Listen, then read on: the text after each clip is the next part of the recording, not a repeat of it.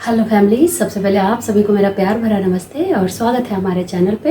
Hope आप लोग अच्छे होंगे और हम लोग भी अच्छे हैं। तो आज की जो मेन्यू है वो है जन्माष्टमी को लेकर के। जन्माष्टमी में बनाई जाती है मावा की पाग, मतलब ड्राई फ्रूट की जो पाग होती है, पाग उसको कहते हैं ना, जो चीनी के पाग बना करके उसमें जमाई जाती है। तो चलिए आज बहुत अच्छी सी एक रेसिपी बनाते हैं और कान्हा जी के लिए बनाते हैं, इसलिए सारी चीज़ शुद्धता से नहा धोआ करके और उनके लिए तैयार करते हैं। तो बस जल्दी से फटाक से वीडियो की ओर चलते हैं और हम लोग तो यहाँ पे ड्राई फ्रूट पाक बनाने के लिए सबसे पहले किशमिश, ये सीड्स है खरबूजे का, ये है बादाम, काजू, और यहाँ पे ये धनिया है, धनिया का सीड्स ज़रूर लेना है, और यहीं पे पिस्ता बादाम है, इसे मैं बाद में गार्निश के लिए यूज करूँगी। इधर मैंने नारियल का गोला लिया था, उसे मैं कद्दूकस कर ली हूँ। यहाँ पे प्रसाद बनाने के लिए नारियल का ही गोला लीजिए और कद्दूकस कर लीजिए तो ज़्यादा अच्छा रहता है। और वो मखाना है और 1 कप चीनी है। तो चलिए सभी ड्राई फ्रूट को मैं रोस्ट कर लेती हूँ। तो 1 बाय 1 सभी ड्राई फ्रूट को मैं रोस्ट करूँगी, बाद में इसे मैं दरदरा पीस लूँगी। पीसना या कूटना आपके ऊपर डिपेंड है, जो भी आप करिए, लेकिन इसे दरदरा ही रखना है। तो सबसे पहले मैं घी डालूँगी। तो प्रसाद बनाना है तो घी में ही बनाइए तो ज़्यादा अच्छा रहेगा, और अच्छे घी का इस्तेमाल कीजिए। जो आप रेगुलर घी खाते हैं उससे ना इस्तेमाल कीजिए, जो आप अलग से घी पूजा वगैरह के लिए रखते हैं उसी घी का इस्तेमाल कीजिएगा। तो यहाँ पर मैं 4 छोटी चम्मच घी डाली हूँ, और घी जब गर्म हो जाए, मैंने ये घी का जो अपना छोटा सा डल्लू है ना, उसे मैं कल साफ़ की थी और अलग से घी उसमें डाल दी थी, क्योंकि मुझे पूजा का बनाना था प्रसाद, इसीलिए। तो सबसे पहले जब घी गर्म हो जाए तो उसमें मैं बादाम डालूंगी। यहाँ पे फ्लेम को आप मीडियम कर दीजिए, क्योंकि अच्छे से इसे भूनना है। बहुत ज़्यादा तेज़ फ्लेम करके इसे जलाना नहीं है, बल्कि मीडियम फ्लेम पे थोड़ा सा इसे अच्छे से भून लेना है। तो ये देखिए लगभग 2 से ढाई मिनट में ये भुन गया बहुत अच्छे से बादाम। तो इसे आप अलग प्लेट में निकाल लीजिए। और मैं थाली जो ले रही हूँ, ये इसलिए ले रही हूँ, सभी ड्राई फ्रूट को इसी में निकालूंगी, ताकि इसमें घी अगर आ जाए तो बाद में मैं इसी में पाक को जमाने का काम करूँगी। घी लगा रहेगा तो मुझे ज़्यादा उसमें फिर दिक्कत कुछ नहीं आएगी। तो ये मैं बादाम को यहाँ पे निकाल ली, और जब बादाम हो जाए उसके बाद मैं काजू को रोस्ट करूँगी। तो ये देखिए मैं काजू को डाल दे रही हूँ। फ्लेम यहाँ पे मैं मीडियम ही रखी हूँ, फ्लेम बढ़ाना और घटाना नहीं है। तो इसे भी मैं लगभग 2 से ढाई मिनट भून लूँगी। और ड्राई फ्रूट की क्वांटिटी आप अपने अकॉर्डिंग जितना भी लेना चाहें, जो भी वो ले सकते हैं। तो यहाँ पे काजू भी हो गया है, और काजू को भी मैं इधर थाली में उसी में किनारे में निकाल ले रही हूँ। तो ये देखिए काजू भी अच्छे से मेरी निकल गई।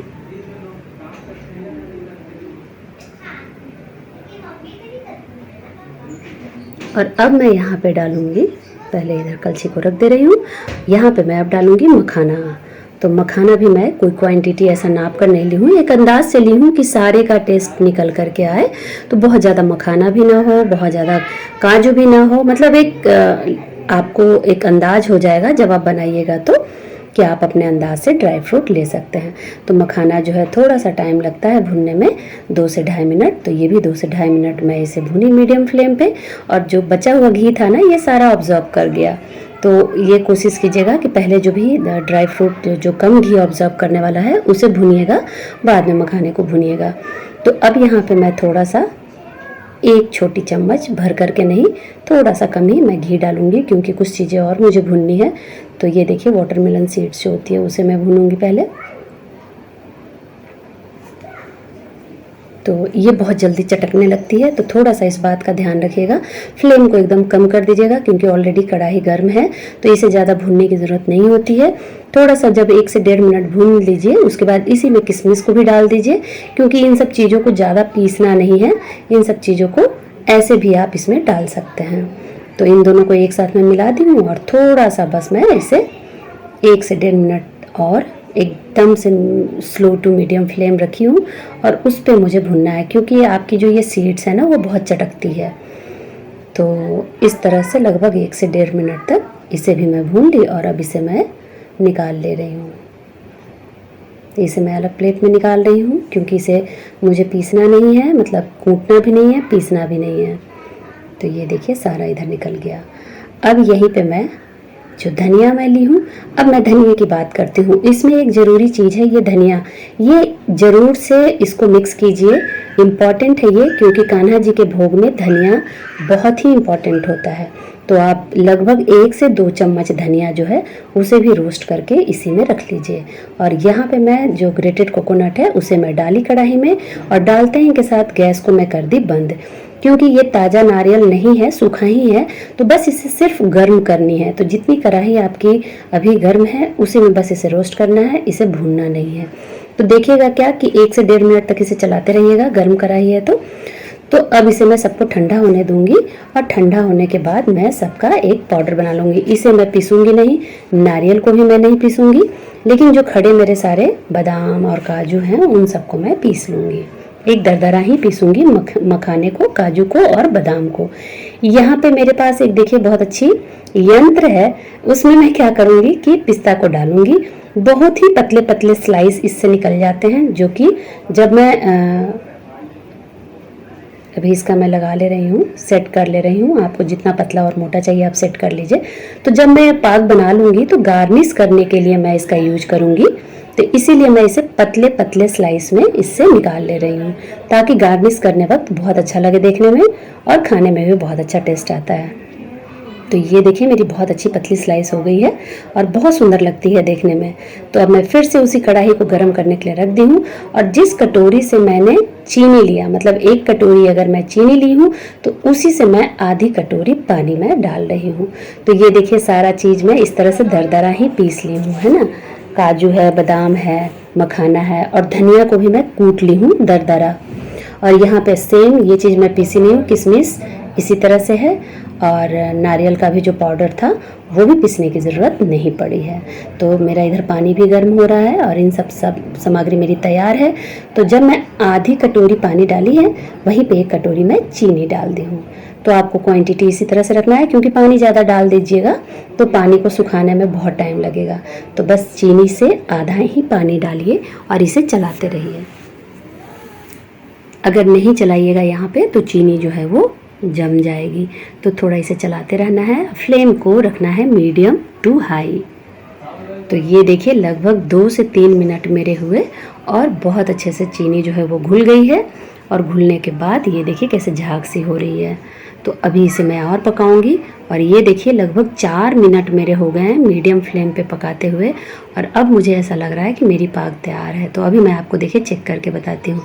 जब आप कलछी को ऊपर कीजिएगा ना तो एक तार बनेगी, गिरते वक्त जब चाशनी जो है ना वो एक तार बनेगी, और लास्ट की जो ड्रॉप जब गिरेगी ना तो वो बहुत जल्दी छूटेगी नहीं, एक तार की तरह लेते हुए गिरेगी। तो इससे भी आप समझ जाइएगा। और दूसरा पहचान ये है कि 1 कटोरी में पानी लीजिए और चाशनी को उसमें डालिए। अगर एक जगह इकट्ठा हो जाती है तो समझिए आपकी चाशनी तैयार है। अगर एक जगह इकट्ठा नहीं हो रही है, पूरी तरह से अलग अलग बिखर जा रही है, तो समझिए चाशनी आपकी तैयार नहीं है। तो एक तो ये हो गया कि ड्रॉप गिरा करके देखिए, दूसरा पानी का हो गया, और तीसरा खुद से भी एक पता चल जाता है, कढ़ाई के किनारों पे थोड़ी थोड़ी हल्की हल्की ये जमना चालू हो जाती है। तो यहाँ पे मैं गैस को एकदम स्लो कर दी हूँ, और स्लो करने के बाद जितनी भी मैं ड्राई फ्रूट कूट कर रखी हूँ उसे मैं इसमें थोड़ा थोड़ा करके डाल दूँगी। ध्यान से यहाँ पे कीजिएगा, क्योंकि चाशनी बहुत गर्म रहती है, तो डालते वक्त कहीं छींटे वेटे ना पड़े, इसलिए आराम से और ध्यान से यहाँ पे ये प्रोसेस को करना है। तो ये देखिए मैं थाली से सारा निकाल दी हूँ, और अभी भी इसमें चिकनाई जो है वो बनी हुई है, क्योंकि थाली में पूरी घी वाली मैंने भून करके ड्राई फ्रूट को निकाला था ना, तो अभी भी उसमें चिकनाई है। तो यहाँ पे बाकी जो मेरे और भी ड्राई फ्रूट हैं उसे भी डाल दे रही हूँ। बहुत ही इजी है ये बनाना, लेकिन थोड़ा सा यहाँ पे ध्यान रखना है। और जो मैं बताई ना कि धनिया, उसे ज़रूर डालिएगा, क्योंकि भगवान जी के भोग में धनिया ज़रूर होता है। तो धनिया का अलग से प्रसाद बनाइए, उससे अच्छा है कि धनिया को इसी में भून करके कूट करके डाल दीजिए, तो टेस्ट भी बहुत अच्छा आता है और बच्चे भी उसे आराम से खा लेते हैं। तो ये देखिए अच्छे से इसे धीरे धीरे मिलाइए, बहुत हड़बड़ी नहीं करनी है, यहाँ पे धीरे धीरे आराम से मिलानी है। और गैस की फ्लेम एकदम स्लो ही रखनी है, अभी एकदम से तेज़ नहीं करनी है, इसे स्लो पे ही अच्छे से मिला लेनी है। तो ये देखिए मैंने इसे अच्छे से मिला लिया, और अब देखिए पूरी तरह से ये जो है ना मिक्स हो गई है अच्छे से और कढ़ाई को छोड़ने लगी है। तो समझ जाइए कि ये जमने के लिए तैयार है। तो अभी मैं गैस को कर दे रही हूँ बंद। और बंद करने से पहले मैं एक लूँगी अपनी थाली, जो थाली में मैं ड्राई फ्रूट को रखी थी, और उसमें मैं घी को ग्रीस करूँगी। तो यहाँ पे मैं थोड़ा सा और चला दे रही हूँ। अभी मैं बंद करने से पहले थोड़ा सा हाई करके, और अब मैं बंद की हूँ। और ये घी मैं डाली थाली में, और इसे अच्छे से लगा लीजिएगा, ऊपर तक लगा लीजिएगा। गैस की फ्लेम एकदम कम करके ही ड्राई फ्रूट कूटा हुआ मिलाइएगा, और जैसे ही जब अच्छे से मिक्स हो जाए तो फ्लेम को बंद कर दीजिएगा। इस बात का ध्यान रखिएगा।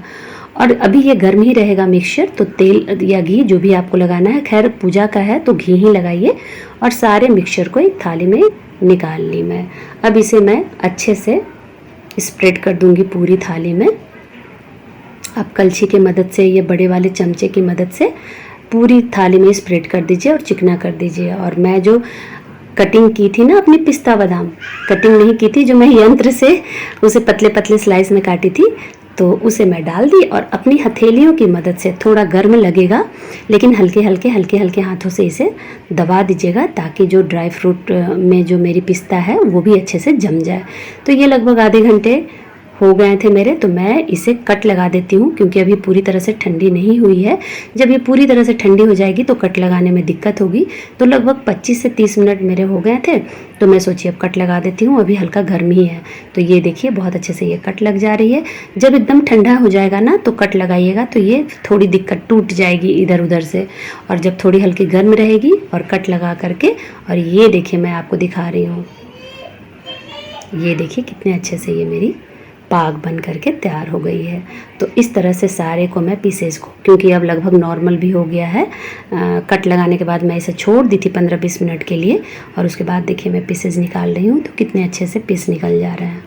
तो इसी तरह से मैं सारे पीस को निकाल लूँगी एक प्लेट में, और इसे आप आराम से भोग में लगाइए, और कुछ दिन के लिए आप इसे स्टोर करके भी रख सकते हैं। तो ये देखिए मैं आधा निकाल ली हूँ इधर, और बाकी के मेरे थाली में ही रखे हुए हैं, तो उसे भी मैं निकाल लूँगी। लेकिन मैं पहले आपको दिखा दे रही हूँ कि ये देखिए कितने अच्छे मेरा मेवा पाक जो है वो बन करके तैयार हो गया है ना। देखने में बहुत टेस्टी, और खाने में तो उससे भी ज़्यादा टेस्टी होता है।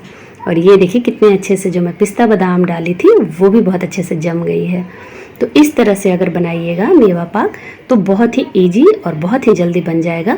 लेकिन एक खास इंग्रेडिएंट्स जो कि धनिया मैं बताई, उसे डालना नहीं भूलिएगा, क्योंकि प्रसाद के जो भोग लगती है ना कृष्ण जी की, उसमें ज़रूर से धनिया डालना चाहिए। तो इस तरह से बनाइए और कान्हा जी को भोग भी लगाइए, और भोग लगाने के बाद अपने घर में भी इंजॉय कीजिए। तो बस ये देखिए कितना टेस्टी और यम्मी। ये मैं एक तोड़ के आपको दिखा रही हूँ। ये देखिए कितना इजी टूट जा रहा है ये, है ना। बहुत ही सॉफ्ट बन करके तैयार होती है, और बहुत ही अच्छी बन करके ये तैयार हो जाती है। तो देखा ना कितने अच्छे से ये पाक इजी एकदम बन जाती है। और ये देखिए कितना अच्छा लग रहा है देखने में, है ना। तो बहुत अच्छे से ये बन जाती है और बहुत टेस्टी भी लगता है। और ये कान्हा जी के भोग में ये भोग के लिए ही बनाया भी जाता है। और आराम से कान्हा जी के भोग लगाने के बाद इसे कुछ दिन तक स्टोर करके रख सकते हैं। ये ख़राब नहीं होता है जल्दी, तो इसे आराम से रखिए स्टोर करके, और कान्हा जी के भोग लगने के बाद आप लोग भी इंजॉय कीजिए। तो आज की वीडियो में बस इतना ही। मिलती हूँ मैं नेक्स्ट वीडियो में। टिल देन खुश रहिए, मस्त रहिए और व्यस्त रहिए। Bye bye.